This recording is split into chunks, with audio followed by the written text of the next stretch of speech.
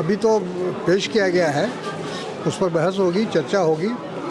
हम लोगों ने प्रोटेस्ट किया है कि जो अपोजिशन का डिसेंट नोट है, जो जिन मेंबरों ने उस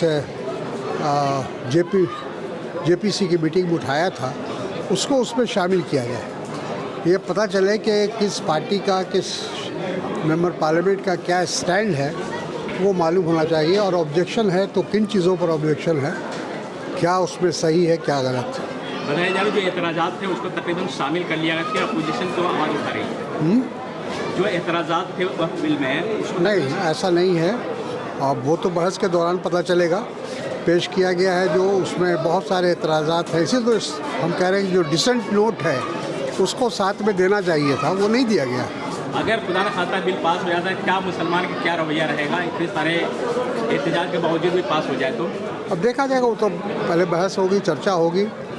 हम लोग को अभी भी उम्मीद है कि सरकार को शायद थोड़ी समझ आ जाए और ऐसे मामलों में जो मजहबी मामले हैं उसमें दखल अंदाजी उसकी बंद हो।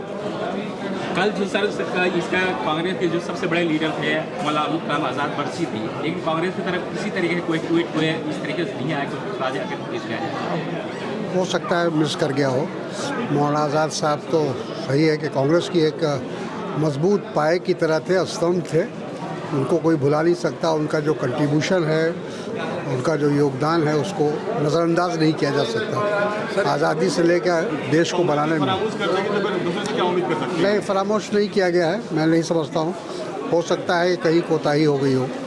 सर एक सवाल पूछना चाहूँगा कि औरंगजेब रहमतुल्लाह अलैह को लेकर जो है काफ़ी कंट्रोवर्सी हो रही है सोशल मीडिया पर, इतिहास को तोड़ मरोड़ के पेश किया जा रहा है, कैसे देखते हैं उसको? अब ये तो इस गवर्नमेंट की पॉलिसी है, उनकी यही नीयत है, यही उनका काम करने का तरीका है। वो तो हर चीज़ को फ़िरका परस्ती के आईने से देखते हैं। तो औरंगज़ेब का नाम चूँकि औरंगज़ेब है तो उसके ख़िलाफ़ बात हो रही है, और उनके जो भी उनके अच्छे काम है उसको तो पेश नहीं किया जा रहा है। और जो अगर कहीं किसी कंट्रोवर्शियल कोई है तो उस मामले को उठाने की कोशिश की। ये तो पूरे तारीख को बदलना चाहते हैं। जी, एक लास्ट सवाल यह जानना चाहूँगा सर, बड़े प्रदेश के मुख्यमंत्री योगी आदित्यनाथ वो उर्दू को लेकर बात करते हैं, कटमुल्ला कहते हैं, मौलवी कहते हैं, उसको कैसे देखते हैं सर? बहुत अफसोस की बात है, लेकिन इस तो जहनीत है। और जो भाजपा के लोग हैं, आरएसएस के लोग हैं, योगी हों, मोदी हों, इस सब की जहनीत एक तरह से कहा जाए कि उस तरह की बन चुकी है। हम और आप कुछ नहीं कर सकते।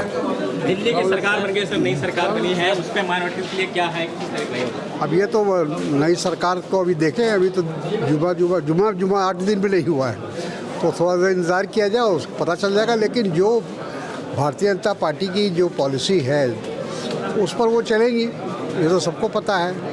ठीक है।